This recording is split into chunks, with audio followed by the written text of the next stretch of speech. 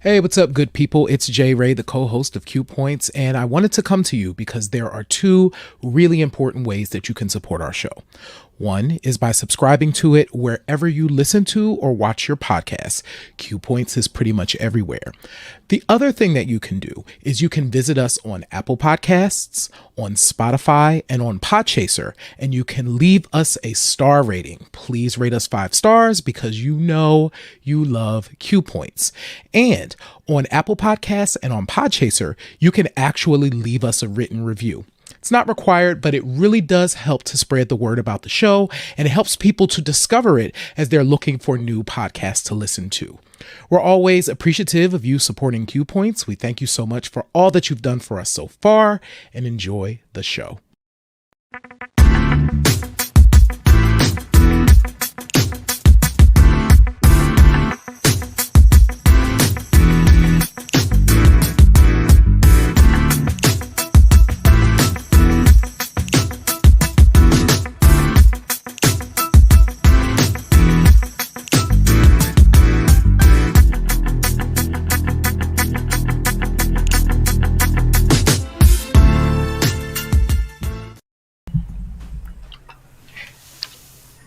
Hey, y'all. Hey, what's up, everybody? Welcome back to Q Points, your safe space for all things black music, black entertainment. I am Sir Daniel. And I am Jay Ray, y'all, also known by my government as Johnny Ray Cornegay the Third. What's happening? Wow. J Ray, again, it feels like a whole month has gone by since I don't know what it is, what's going on. Maybe it's the time change, but it just feels like a lot of time has passed and it's only been a week. I know I said that last week, but it bears repeating. I agree. And once again, I'm on the road like I was again last week, and this is really different. So we're setting y'all up. We had a different setup because Q Points is traveling this week. What? That's right. J Ray is out there networking and rubbing shoulders, taking lunches, those kind of important Hollywood things, and we're grateful for it because the word is getting out about Q Points. And tonight's episode, it's very appropriate that you're in LA, Hollywood, Yeah. because we're talking tonight about that whole connection of artists who've made the pivot, who've done the two of the things, acting and singing and acting. Look, above my shoulder, right here, I'm just going to bring her into, we're just going to start it off.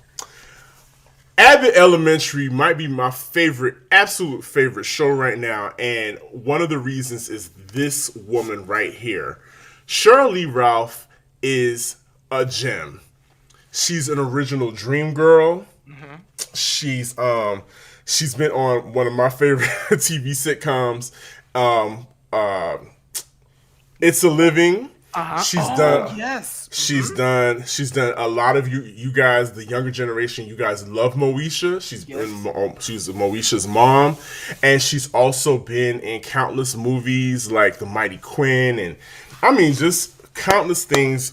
Oh, Sister Act. Yes. She's the reason why Lauryn Hill couldn't sing in the concert. So Shirley Ralph, yes, did a 12-inch back in 1984. Mm-hmm. Okay, called In the Evening. And when I tell you it goes. I love it because it's everything I love about the 80s. It's dramatic, over the top, and it's all the things that she needed it to be back then as well. Some of y'all know it, some of y'all don't, but Sir Daniel just put you on. But yeah, tonight, J Ray, we're talking about people, artists that made the pivot. And yes.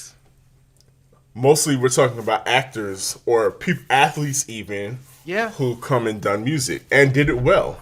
Yeah, like I'm one of the things that when we were young, you know what? Before we get into this, yes, something dope happened this week.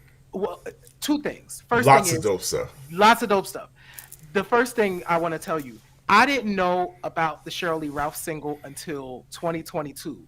I was 44 years old before I knew that Shirley Ralph had done a single. It was on, y'all posted it on Twitter, you and Craig Seymour, like all of these people. And I was like, what? Like, it was like super surprising. but not surprising at the same time because this is why we're going to do tonight's show.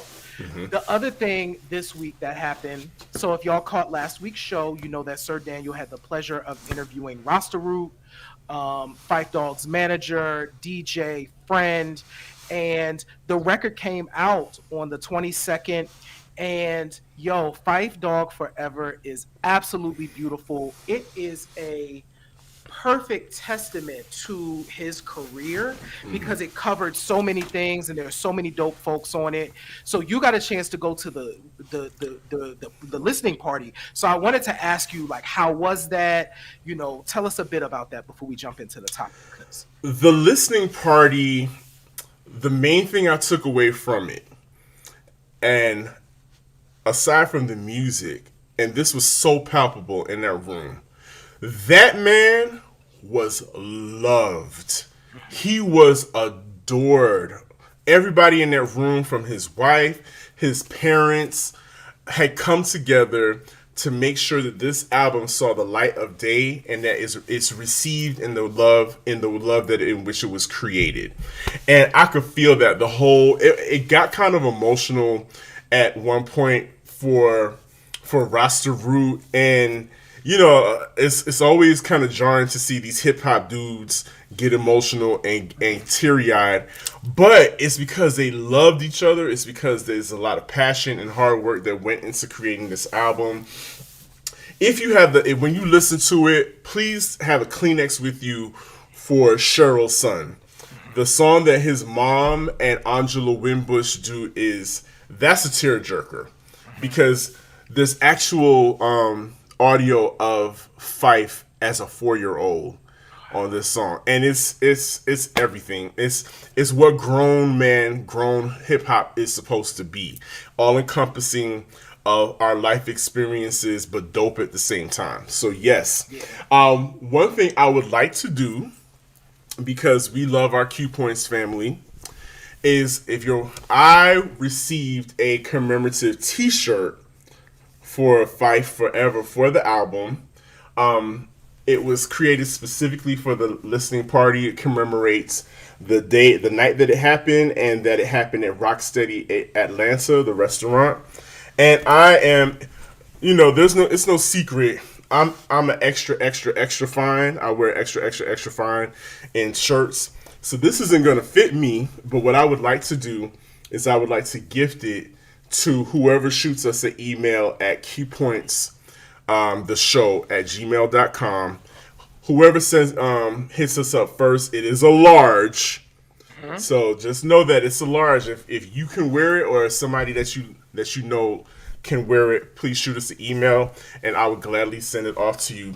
But yeah, that was just a really dope evening, and I'm just super grateful to have been in the place for that event.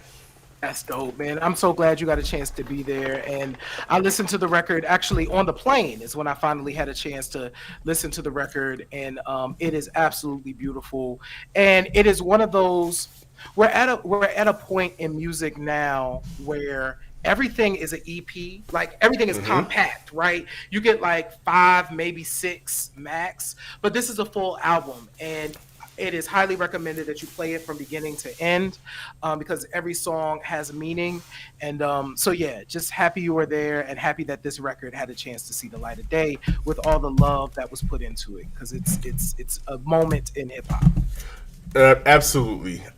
One other thing I'd like to mention before we go on, if you guys notice in the background, our friend Bruce Phillips is spinning on the 1s and 2s.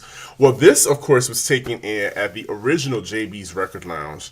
Well, I've been talking about it all week. If you've been following me on Sugar Honey on the Rocks on Mixcloud, but tomorrow is the grand reopening at a brand new location for JB's Record Lounge, and I am super excited about that. The list, it's not just one, there is a list of hot DJs that are going to be in the house spinning vinyl. Amongst them is DJ Oxygen, DJ Lyris, Sean Phelan is going to be there spinning, and I saved the best for last, our friend Daryl. Daryl is so dope from Daryl LA. Daryl flew out all the way out here to Georgia so he could be a part of it tomorrow. If you are in the Metro Atlanta area, please join us at 898 Oak Street, Suite F in Atlanta, 30316. It's in the West End. There's plenty of parking. It starts at 6 p.m. until 10. So you are more than welcome. Please, if you come by, make sure you're ready to buy some records. If you don't have a record player, JB has got you because I know he's got record players to sell. So there's no excuse. So I'll definitely be in the house. So please come on out. Absolutely. Looking forward and happy that JB, who was on show number 4 when we did our Record Store Day show. So if you go back and check out that show, you can hear him. But so happy that he is back open with the physical, although he never stopped, right? We talked about that.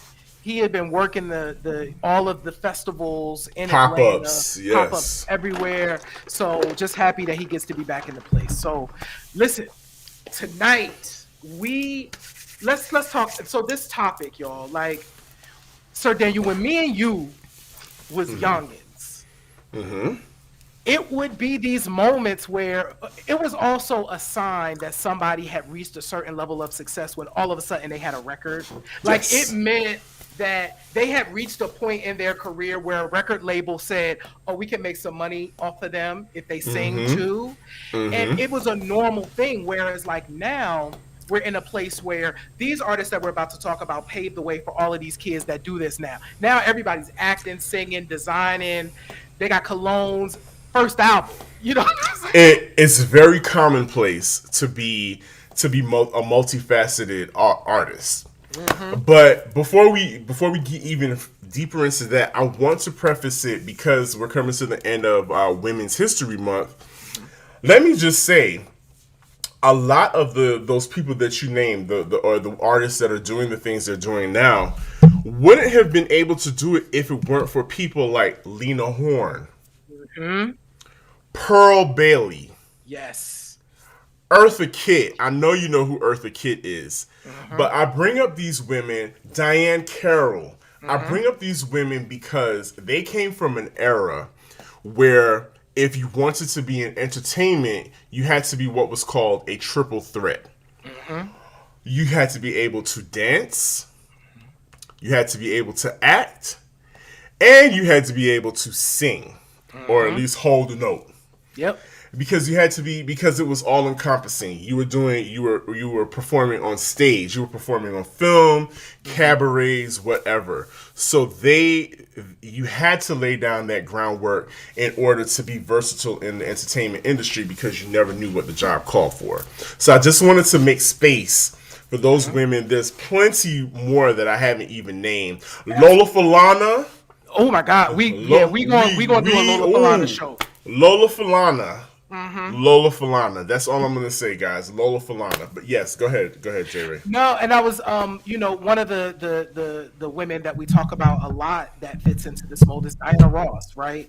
Like she had to do all the things. I mean, Lady Sings the Blues. She was nominated for an Oscar. You know what I'm saying, for that. And so you had to be able to get on that stage, sing a note, dance a bit, act a bit, do a little bit, and be competent. Sir Daniel, remember the Thanksgiving episode? I didn't pick this clip, but remember I told you I found a clip of who was it? Della Reese on driving in New York on like a green worm, and she had to sing a tune, and I was like, get it, Della. Della is definitely one of those names that is included in that foundation of people that did it all and had albums. Like you could find their records in the place. But so J. Ray and I, in preparation for the show, we started talking about artists that really stood out to us, that they made the pivot and they did it really well. Like no joke. And I think the number one name that we both came up with, and we said it at the same time, was Eddie Murphy. Surprise. 19 years old, red hot, Saturday Night Live, stand-up comedian on fire. And I think maybe several years into the game where he's really at the top height of his superpowers, Yep. we find out, well, we kind of already know, but we find out that Eddie Murphy is musically inclined and has all the plugs in the music industry and is friends with all of your favorites, Right. and then hits us in the head with, my girl wants to Party all the party all time. the time, party all the time. Party all the time. By Rick James, produced by Rick Produced James. by Rick James. Now, did that come after Boogie in Your Butt?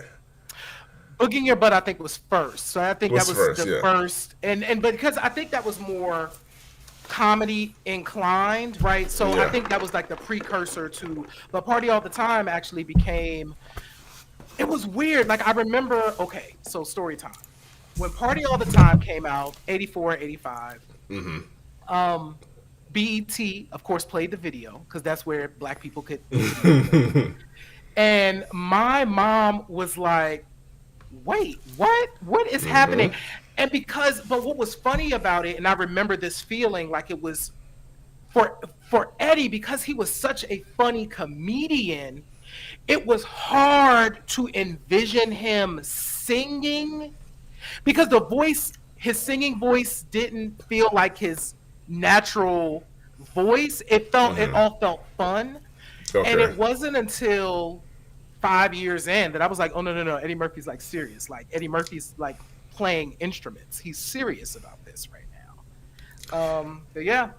He is, and again, Eddie Murphy. Anybody that you can think of, Eddie Murphy has some connection with that was musical. First of all, he toured with a band. He toured when he was doing his comedy shows. Yep. He had the Bus Boys, which was his house band. Yep. And they sang the house down. On, if you look at Eddie Murphy Delirious, they open and close the show, right? So music is definitely a part of Eddie Murphy's wheelhouse. And then on top of that, he's friends with Rick James. Yep. Michael Jackson, because they did a duet subsequently. What's up with you? Michael, check it. Michael's voice was distorted and he was singing the hook, y'all. Michael Jackson and Prince. We all, thanks to Dave Chappelle's show, we all know the iconic stories of Prince hanging out with Charlie Murphy and Eddie Murphy and going to his house. So Eddie, and I don't blame him. He was rumored to have dated Whitney Houston. Yeah. He's friends with Johnny Gill. Like, he's got all his hands and his connections with people in the music industry, and he's friends with them. So it makes sense. Why not? Why not come out there and use all your talents to the fullest and make even more money? Because you're at the height of your superpowers. Why not? So he's definitely, as far as in my book, as far as people that do the pivot and do the things to within their artistry, Eddie Murphy was like at the top of the game when it came to making that transition, or not even transitioning from one to the other, but just doing both simultaneously. Yeah, man. Like it was smart for Eddie to make that move as well when he did, because it was really early in his career. So he was able to mature. By the time What's Up With You came out, I mean, that was 8 years, like 8 years after Party All the Time. So he was able to mature. Okay, pause. Go and watch that video, y'all, if you've never seen. Which one? The What's Up With You video. It's a blue screen. It's got like clouds. But Wani, shout out to Wani Lovett. She just reminded me of Put Your Mouth on Me. Which, not for nothing, Eddie was doing his good singing on Put Your Mouth on Me. He was doing a babyface whip appeal kind of crooning on Put Your Mouth on Me. So yes, Wani, you're absolutely right. Thank you for reminding me of that. Because that was kind of a jam. Yep, and shout out to Wani and Mark McPherson. Thank y'all so much for being in the spot. Yes. So yeah, definitely Eddie Murphy. I agree with you. First one that we thought of, like, oh, Eddie was a thing, actually. Who else we got, Sir Daniel? We got some more folk. We do. So when we think about, again, the idea of a triple threat, this next person comes from the world of dance. and then he segued into becoming a movie star. And so before, you all know him as the as a tell me what y'all know about these people that are moving in here. Well, you know, the husband's a widower. Before, you knew him as that guy that was looking at Loretta Devine walking away and making her giggle and wiggle. Gregory Hines was an accomplished Broadway actor. Jelly's Last Jam. I believe he might have been in Dreamgirls too. If I'm mistaken, let me know. But I think he was in Dreamgirls. Just a complete Broadway, a bona fide Broadway star. Then he went on to do movies. One of which, one of his biggest hits was Running Scared with Billy Crystal. Billy Crystal, yep. He did a lot of buddy movies. He did one with Billy Crystal. He did one with Baryshnikov. Oh, that's right. A lot of y'all don't remember about that. He did that, and I think that's from that soundtrack. That's where we got no, I take that back. Running Scared with Billy Crystal is where he did might have did background, or he might have been part of Michael McDonald's Sweet Freedom. Sweet Freedom is a jam to this day. But then, but yes. So again, Gregory Hines, bona fide Broadway star, movie star, television roles, of course, Will and Grace, and different cameos here and there. But Gregory Hines has the distinction of being one of the few men that have done a duet with Luther Vandross. Yep. And did it well. Yeah, man. I remember, so that was on the Give Me the Reason record, I'm pretty sure.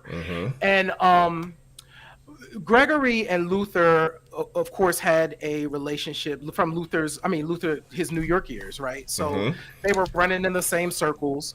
There's nothing better than love. There's nothing better than love, which is a staple on classic R&B radio today. Like, you can just regularly hear that song. But if you were wondering who the other person's singing, if you never looked it up, it's actually Gregory Hines. And Gregory They got Hines, a video. They had a whole video and everything. Yeah. Yep. And I mean, you know, I remember being introduced to Gregory Hines from the tap dancing standpoint. I think at one point my mom was interested in me being like a tap dancer or whatever. So Savion Glover, interesting. Yeah, like those were, she would like always like, ooh, Savion, and ooh, Gregory Hines. Like, I think that was a thing at one point. I never got into it. I don't know why that was a thing, but I'd like to ask my mom about that. But yeah, Gregory Hines had done so much before even recording that song with Luther. And I am not 100% certain. Now, that might be, I don't know that there's anything after that on that scale. I would have to look it up. But yeah, Luther ain't duet with everybody, y'all. He had a duet with Gregory Hines. And the cover is very 80s. They had the sweaters is very Gordon Gartrell and very Coogee, like early Coogee, very kind of low neck cut, but real full, and you can tell that it costs some money. Right. If you ever run across that album cover, you got to get it just for the album cover, just for the fashions. Can we? Okay, well, real quick, Luther. Yeah. All right, that was funny too, because now we talk about, you know, what quintessential R&B album covers look like back then. Give Me the Reason had the quintessential R&B cover. Luther was laid down. There's a meme that goes around that says, if you knew it was going to be a good album if the singer was laid down on the album cover like this and looking off in the distance. Because Thriller, Michael is laid down on his album cover. Luther, Jeffrey Osborne, countless others, they were like laid down on their album, so you know that music was going to be swinging. It was going to be hitting. So yes. So okay. So next on our list, and I want to start this list off with this little tidbit, and maybe we should drop the link to the video. Okay, so we're talking about television. There's a trifecta of television actresses that have really done the thing as far as exploiting their talents in acting and then going on into music. Not everybody's favorite, and I know y'all love Living Single, Yeah. but everybody's favorite bad and bougie broad, Regine Hunter, started out, of course, we know as Tootie. Well, she was on Good Times back in before that, but we all grew to know her as Tootie on Facts of Life. Did you know that Tootie, aka Kim Fields, had a whole album, and the lead single was a ballad dedicated to the one and only Michael Jackson, and the name of the song is Dear Michael. Look it up. There's a whole Where's video. the bomb at? I need a There's bomb. a whole. Where is the bomb at? What? There is a whole video. That was a whole movement of Kim Fields and her album called Dear Michael. And I came across it, and I should have gotten it, but I was like, I'm never gonna play this. But it's a key to have, because it's memorabilia. But yes, if you go ahead and talk, I'm gonna put it in the chat. I'm gonna find it and put the link in the chat. But yes, there's a whole Kim Fields album out there. Mark, I'm with you. I had no idea that existed. That is amazing. It is not surprising because, once again, we're talking about the fact that when you think about it, and because the white folks would do it too, like all of the white actors would make their way over to music. So it was almost like, and because they were all living out in California, where all of that stuff was happening. So it just made sense. I am dying to hear Dear Michael. Sense. Are you? It's it's cute. I like what she was trying to do. Okay, so I just dropped it in the chat. So don't leave now, because we don't want you to miss out on any more of the show. But there it is for you to check out. Dear Michael by Kim Fields, and she's got the lace gloves. It's very 80s. It's quintessential 80s. You're gonna love it. Wow. So anyway, I said all that to start off, to talk about television actresses, and you can see this little lady above me right here. Well, we can talk about her. Yes. But let me just go ahead and bring it down so y'all can see. Listen, that record went. Try Me. Jay. Try me, and she was singing. She was singing. Like some we can work with. Anyway, since we're talking about, of course, Jasmine Guy. Who, did you all know that Jasmine Guy had a whole album, a whole recording career at the height of her superpowers as Whitley Gilbert? She, of course, struck out and said, "Hey, let me work with Full Force." Full Force, break it down. Bow-legged Lou, if you're listening, hit us up again. Working with Jasmine Guy. And I think what I enjoyed the most is, like, at the beginning, she sounded like it was Whitley. It did. But it sounded like Whitley singing, but then we were like, okay, this is Jasmine Guy. And we all know Jasmine Guy is a triple threat. She is a trained dancer. Yes. And that video was all over BET, all over Video Soul. Full step to him. It was a jam. Like, it was the perfect first single to come out. And then she had the nerve to follow it up with another Like My Lover, which was another jam. Like that. Because there'll never be another like yes, there'll never be another like my love. Okay, sorry guys. Listen. Go listen to that record. Like that, Please. I haven't played it in a long time. When I was actually helping Kipper clear out Wani, I am not surprised that you have some of her videos. Can I take a pause to shout out Wani? Wani, I don't know if I've ever said this to you directly, but you are the person who helped me formulate my love for hip hop, because it was your VHS tapes when we were in 6th grade that you would bring in and play. And I started my love affair with hip hop because of the mixes that you would bring in on videotape. So shout out to Wani. That is why. Thank you, Wani. That's why I love it. But yeah, Jasmine's go play the record because one, I haven't heard it in a while. When I was cleaning out, helping Kipper clear out a storage unit that he had this dope poster because he was on tour um, at the time, and Jasmine was one of the acts that was on tour with them. Ah. And so he has this dope poster of Jasmine Guy from that first album, the only album, and it's super dope. So, you know, try me. Try me. Try it. Try the album. But speaking of Kipper, if we talk about a triple threat, his good Judy, his bestie, Vanessa Williams is the quintessential Yep. triple threat. If we still Yep. talking about it, Yep. Real talk. Broadway, because Mama is a Broadway queen. It's Uh-huh. Broadway, television, and film, and of course a recording artist. So yes, Vanessa Williams is definitely in that lineage Yes. of actresses that use the music as well to catapult their artistry. And in that same vein of our favorite television sitcom divas, we cannot Give her we her flowers. cannot not talk about, everybody loves to call her Gina to this day, Tisha Campbell. We cannot talk about this and not talk about Tisha Campbell. Tisha Campbell, now y'all make fun of her for that steel hair. Y'all make a lot of fun of her, and make all kind of memes about it.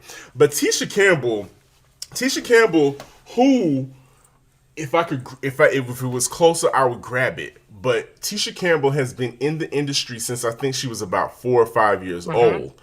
If you have ever listened to the Roberta Flack led soundtrack to what's the movie, Bustin' Loose, with Okay. Richard Pryor and Cicely Tyson, the lead song is called the Children's Song. Tisha Campbell is singing on that song at the age of 5 or however old she was. Man, oh man. And so, yes. So Tisha Campbell has been in the business for a long time. Of course, we know her from Rags to Riches, which was one of my favorite TV shows. Great show. School Days, where we know where she can sing and dance. Of course, Martin.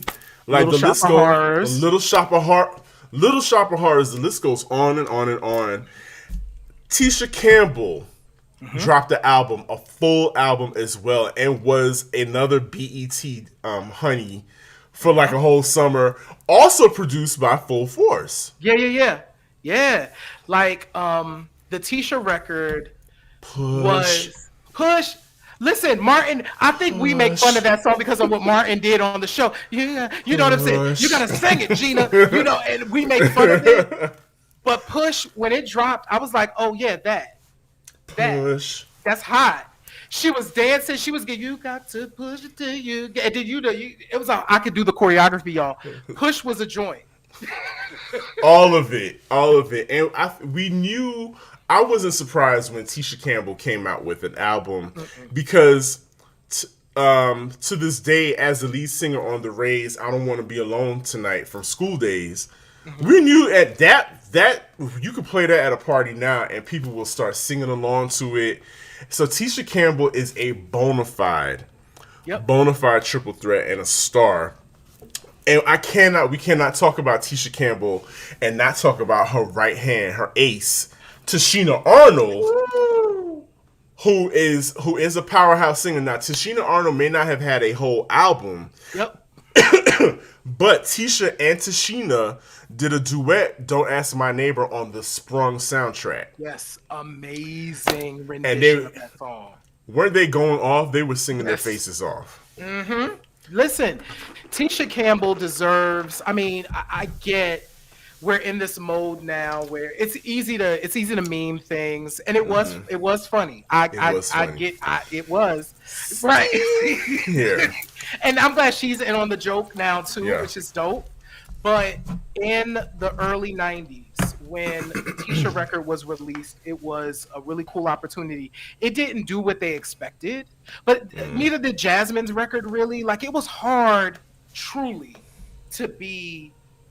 It was special when it really popped off. Like it Yeah. was special when it really popped off, and for some of these folks, it didn't pop off the way they expected. I think there's one person that we are going to talk about that surprisingly probably had the most successful run, and we'll talk about them in a second. But Okay. for many of these folks, it didn't work.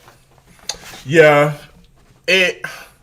I think it did what it was supposed to do. It got Hmm. them on. It got them a press run. Hmm. And so anytime you get a press run, you're in front of the camera, people know who you are. The labels and the television networks are happy because you're bringing attention to their product, which is the television show. Yep. So I think it is definitely a marketing tool. Some of it worked, some of it didn't. Like I think about Arsenio Hall and his Oh, and his alter ego Chunky Chunky A, A, Chunky you know, A. was doing parody raps, which was a thing in the late in Hmm. the for the 80s, thanks to Hmm. Weird Al Yeah, Yankovic. yep. You know, parody raps were a thing, and things. Not only Weird Al Yankovic, let me say, look at all these roaches. What's his name? Oh. Critter, Jimmy Critter, Is that his name? no? That I Let me can't look it remember. up. Yeah. So what I'm saying is that it was a viable, it was a marketable thing to do.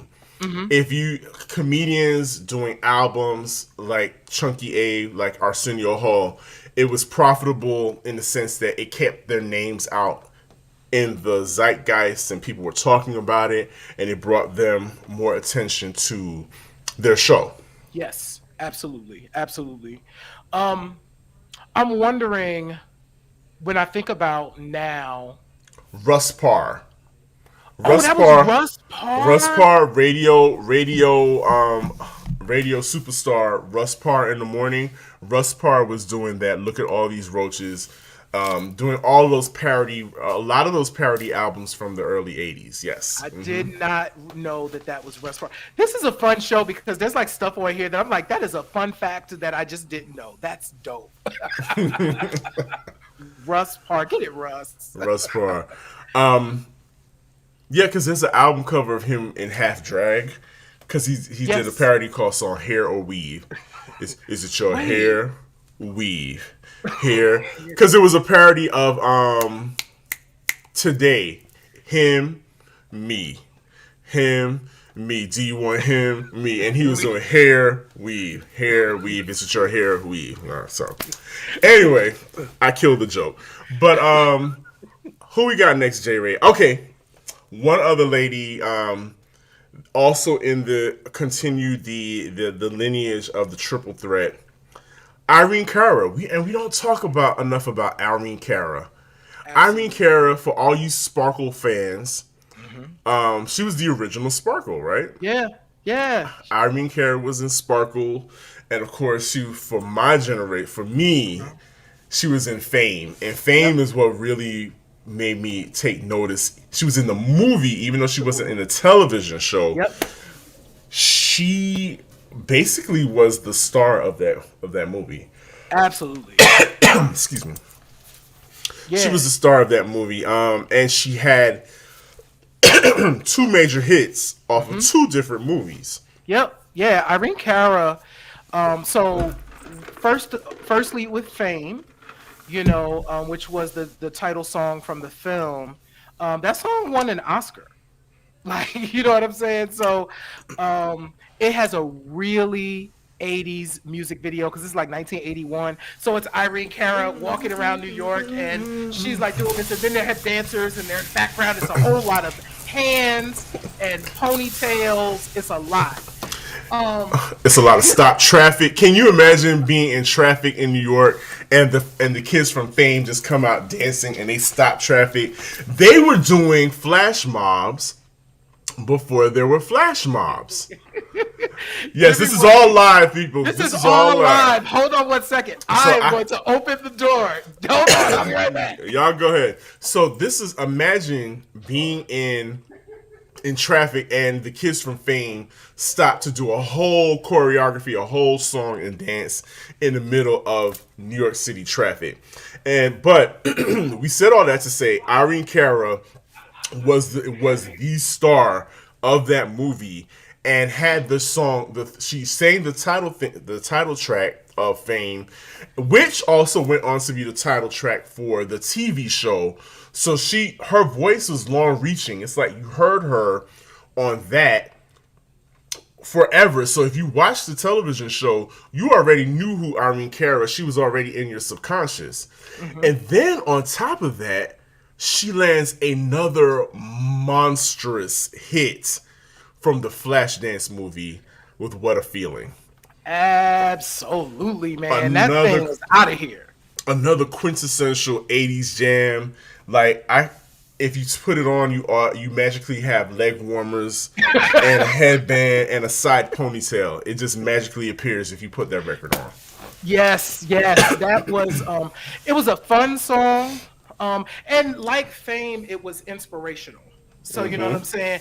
I didn't have it all, I'll be dancing. But it was a lot of dancing. And then remember the video, because Homegirl, you know, they did the video and then the splash, the water comes down. Yes, which was a body double. That was really? that was not Jennifer Beals. Jennifer Beals was like, I'm not doing it. No, Jennifer Beals had, and I think there's a picture of them together. Another woman with like a really terrible kinky curly wig, because we all know Jennifer Beals is a biracial descent. But so this other woman, this white woman, has on this wig, and was her body double dancing throughout the movie. So the whole splash scene, all the scenes of her doing the audition in front of the panel of white people. Every time she put her head down, that was the body double. And then when she would lift up, it was Jennifer Beal. So that's quintessential 80s movie editing, but it worked. We lived. We for the longest time we thought Jennifer Beal was a full-on dancer, but that was a body double. My question around Irene Cara's career, maybe this is something folks can highlight us, could let us know, but you know, those are two big hits, and typically when you have hits that are that big, there's like other things, but there weren't other things after that. So I'm curious to know. I know that Irene Cara is currently, or over the last 5 or 6 years, was touring with like a band, an all women band that she had pulled together. So I am curious to know what that story was about. Okay, you had these two massive hits. What was going on in the industry at that time, and kind of what happened after? Because I'm really curious about that. Yeah, like she literally was. When you think about it girls, before J-Lo, there was Irene Cara. If we're gonna keep it a buck, like the triple threat: acting, singing, dancing. Yep. So yeah, that's a very interesting conversation. I know she had like a couple 12 inches to do a little something, but as far as carrying over into the 90s and beyond, you know, she took a step back. So that would be a very interesting story. Yeah. So this next person, I think means a lot to all of us, because this man, I can't imagine life without this man right now. It's like since I was in high school, he's been kind of omnipresent. And we're talking about none other than Shaquille O'Neal. Yeah. Who, if you think about it, he did what a lot of college students didn't have the opportunity to do. And maybe it's because of his mega success that they put all those parameters on what college athletes could do. But when Shaquille was in college in LSU, he was already famous just because he was enormous. He's a big man. He's a big man, but very magnetic personality outside of the court. And like a lot of athletes, he was always kicking it with rappers. Yep. So next thing you know, guess what? Shaquille O'Neal has a whole rap career. Shaq Diesel came out. I know I got skills, man. Listen. I got skills. So here's the thing, y'all. If we stack it up and we talk about like all of these people, like Shaquille O'Neal, of all the people that we've talked about, has a super solid music catalog. Like you could put on Shaquille O'Neal records today and not feel like this isn't good. Like you might be like, oh, that's kind of a bop. Like I'm nodding my head a little bit. Shaquille O'Neal as an MC was working. Okay, so I pulled this up because I wanted to make sure that I let you let me let you know who Shaquille O'Neal was working with on his music stuff. Album one includes production from Ali Shaheed Muhammad, Yep, run it down. Def Jeff, Eric Sermon.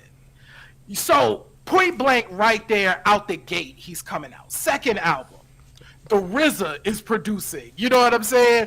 Redman is producing. Warren G. Eric Sermon again. Like it just keeps going on and on. And by the third record, which You Can't Stop the Rain, he's on the West Coast. DJ Quick. He's working with Mobb Deep and Poke and Tone. So duets with Biggie, y'all. Like Shaquille O'Neal really leaned into like, I'm not just going to have a jokey joke rap career. I'm going to like get on records and work with hip hop producers and rappers who people respect. And it produced actually really solid records. I remember by the time You Can't Stop the Rain came out, I was like, oh, Shaq is like evolving as an MC and as a presence in hip hop. Important, and folks followed him.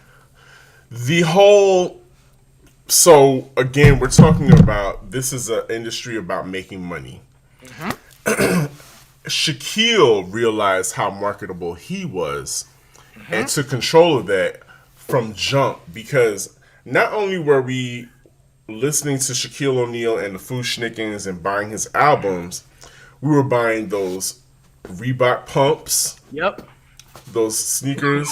We were watching him on Space Jam.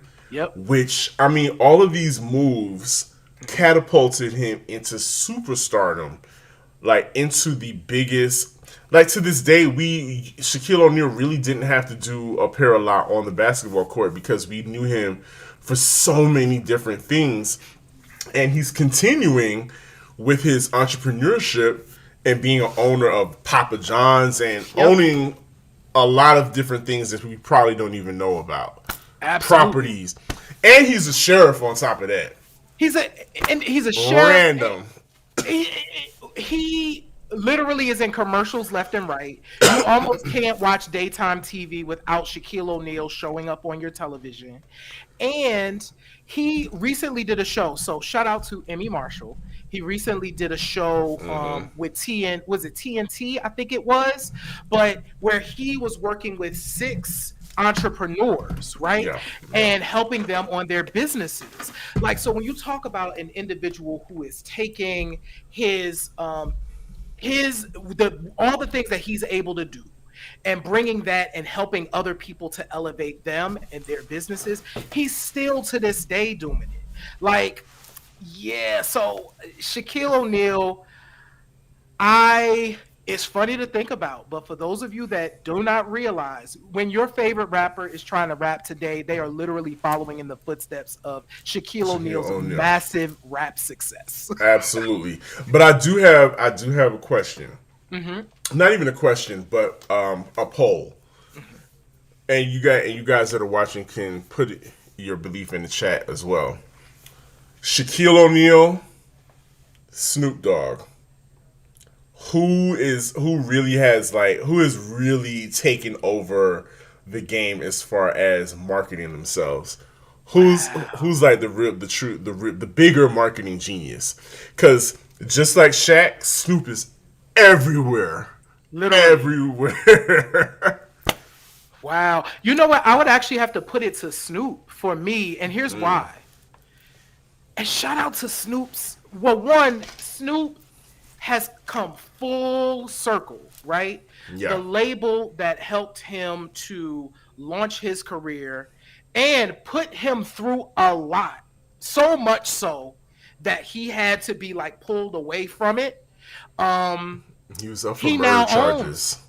Yeah, you know He what was I'm accused of saying? murder, He was y'all. accused. He was accused of murder. And walked away from it. Right. And he's still To smoking weed. He's Marvel. still doing all of this. And he's as American as American pie, as apple pie. What was the joint that he did? Was it sexual seduction? Yes. Snoop he's a creative, he's smart, he has a smart team around him.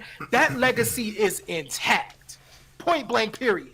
And now he Period. owns it full circle by buying Death Row. What?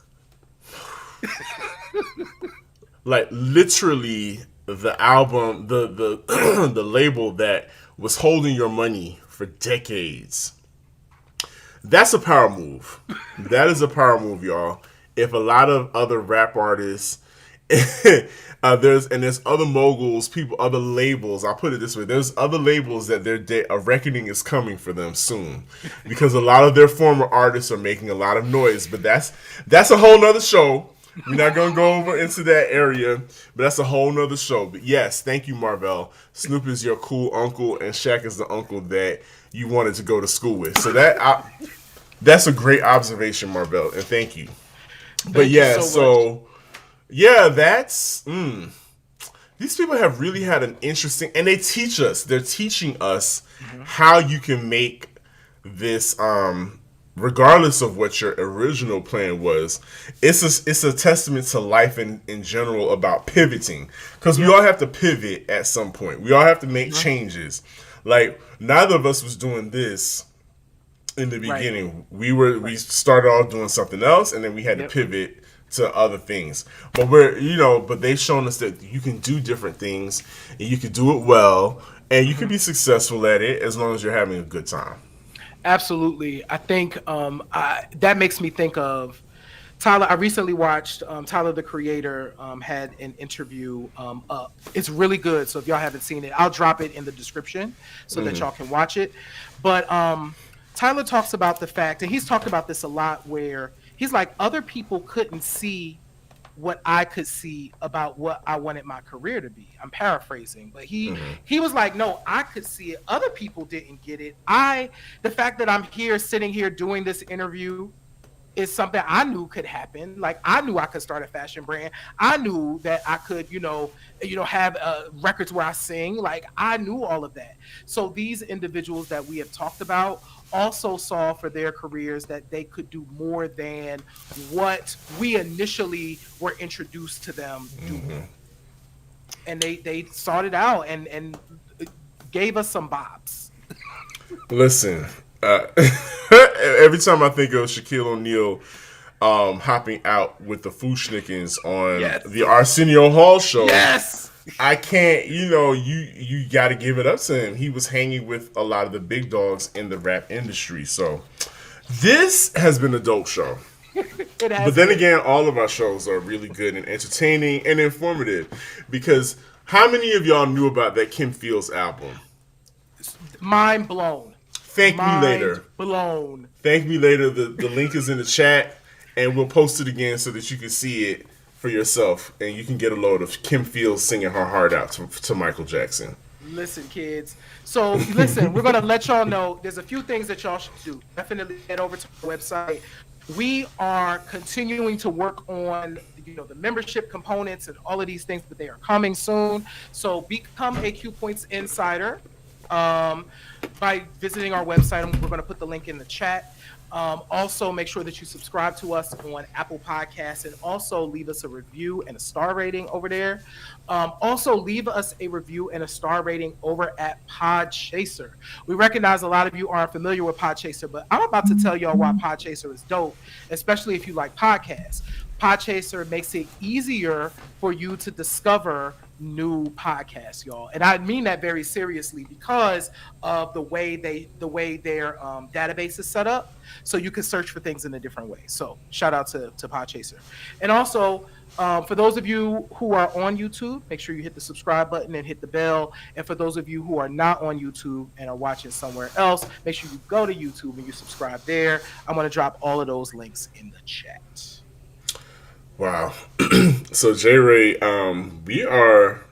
this was a fun show. Yes. March is done. March is over Wow. with. We are in full on spring Mm-hmm. and heading into April. I cannot wait for the goods for other dope shows that we have. And we've got some goodies. So and more interviews coming too. Yes. Just keep it right here. We're on a roll here and we want you to come with us. But J Ray, what do I always say? In this life, you have a choice. You can either pick up the needle or you can let the record play. I'm DJ Sir Daniel. And yo, y'all, my name is J Ray. This has been Q Points. We'll see you next week. Thank you for joining us. Have a good one, y'all. Peace.